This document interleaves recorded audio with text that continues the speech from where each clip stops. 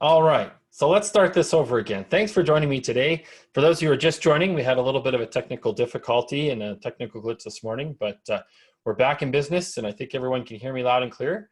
So that's a good sign.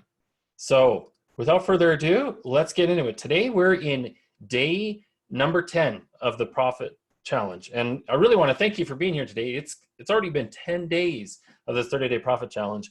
And I don't know about you, but it seems like it's getting more and more momentum going, more and more things that we're getting uncovered, and more things we're talking a bit about. So hopefully it's been valuable for you in your e-commerce business and that you're able to take some of these insights into your day-to-day. So today we're going to get into pick, pack, and ship.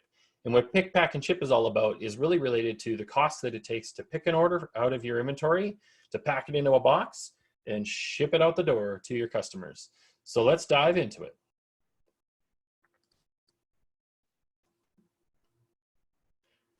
So let's get the screen share rolling to my slides.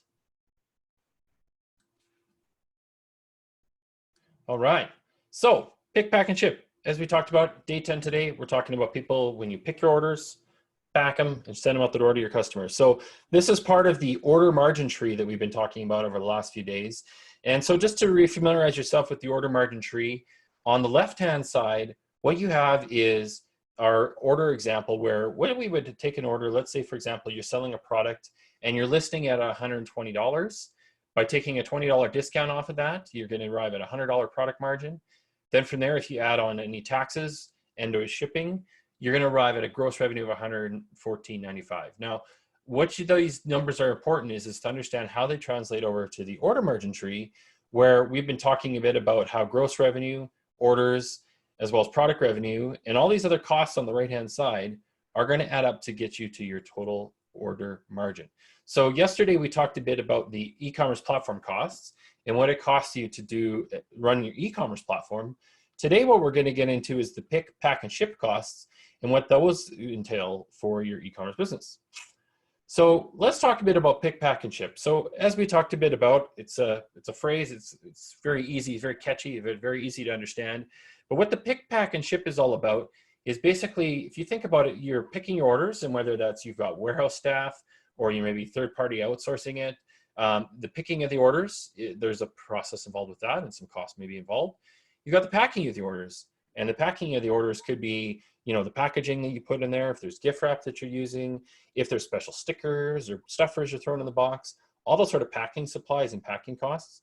And then you've got your shipping costs. And this is your pure sort of cost that you're paying to the courier, to the shipping company, whether it's FedEx, UPS, Canada Post, United States Postal Service, your local postal service, whatever that postal service might be, the shipping costs are, a big part of the equation here. So, as we look a little bit deeper into each of them, to think about it from a picking sort of perspective, some opportunities to consider when you're looking at increasing your order margin here might be around the lines of thinking about when you're picking your orders today. Like some people have the orders pick and then they batch them in certain times of day or certain days of the week, depending on what your sort of ongoing fulfillment cycle looks like.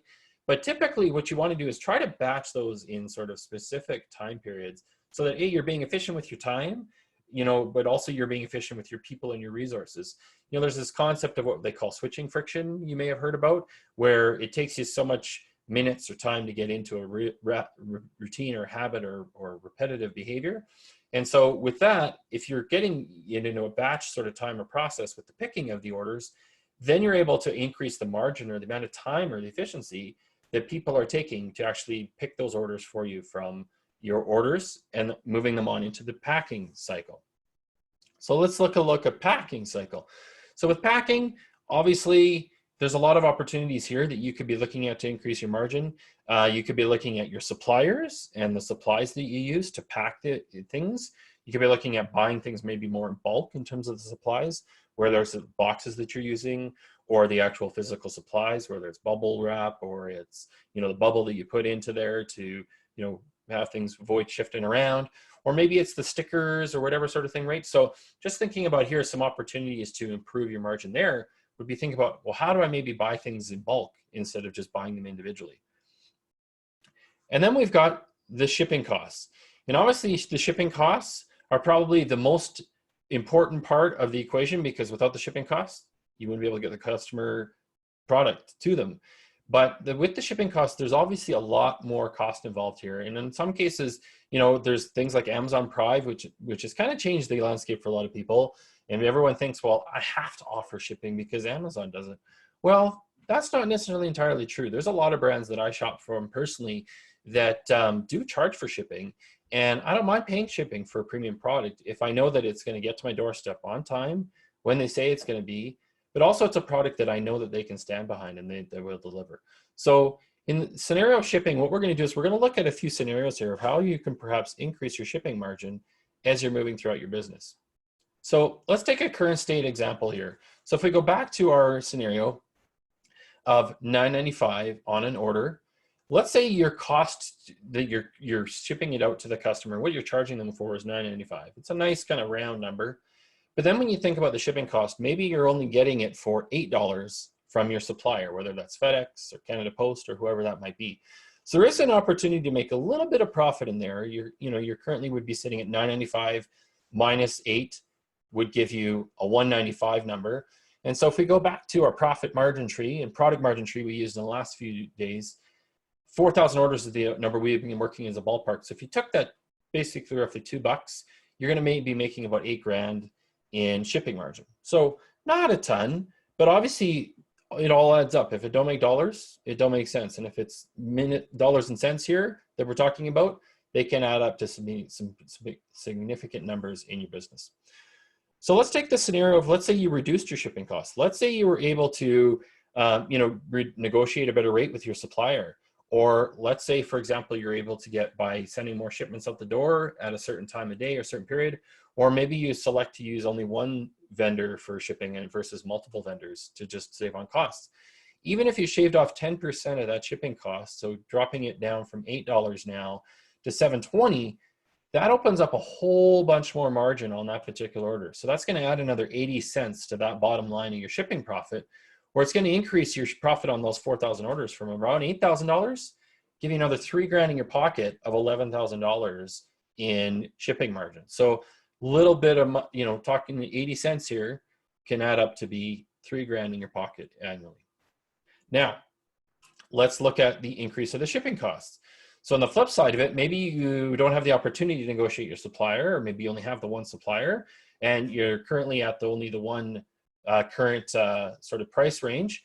So at the other only option then would be to take $10.95. And so what if you increase your price to $10.95 by simply adding 10% or adding $1 to the shipping rate? There's an opportunity here, and I'm not one to encourage people to raise their prices, but we all know that there is a certain cost of doing business. And there is a certain sort of step change that you can probably afford to take here if you are charging for shipping by adding $1 to that shipping rate. So making it $10.95 versus $9.95, or even, maybe you're at $8.95, adding $1 there.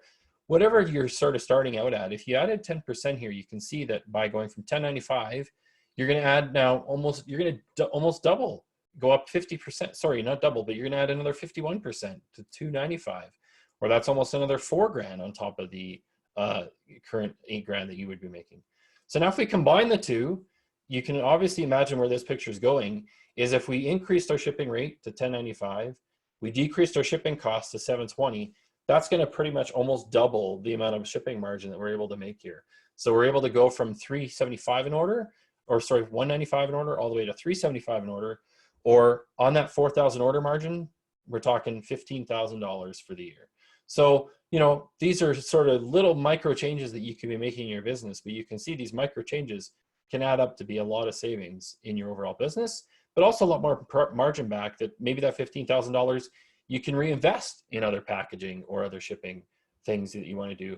Or perhaps as you grow with more orders, perhaps there's an opportunity to still negotiate this even further down, to even open up the opportunity to maybe you don't have to charge as much to the customer because you're getting such a great rate on the shipping costs. Whatever the picture may be, or whatever the case may be, well, the point is here is that you can obviously see it adds up to be a lot of savings that is a very easy thing to do from very small margins. So with that kind of takes us to the end of today's lesson around pick, pack, and ship. Again, bite-sized chunk for you today. Hopefully it was enjoyable. Hopefully it was something that you can enjoy with your cup of coffee. But tomorrow what we're going to dig into is we're going to get into payment processing. And with the payment processing, this is the one that's probably the most complicated when it comes to the math here when we're talking about order margin. So I'll make sure I'll take it slow, try to not talk too fast, and I'll try to make sure that I'm walking through it as easy as possible so that you can consume the information and that you're able to see, well, how can I maybe save on some of the payment processing?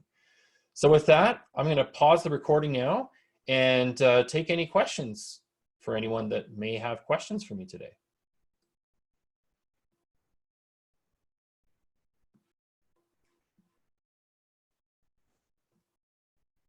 And again, apologies for the little glitch and mix up earlier there on the audio, but I appreciate you guys chiming in and let me know. Hopefully I didn't get too far into it before you're able to stop and rewind. So thank you for that. We'll make sure that the recording is revisited, and when the recording comes out, you'll have the audio come through for you too as well. So with that, I'm going to pause the recording, take some questions.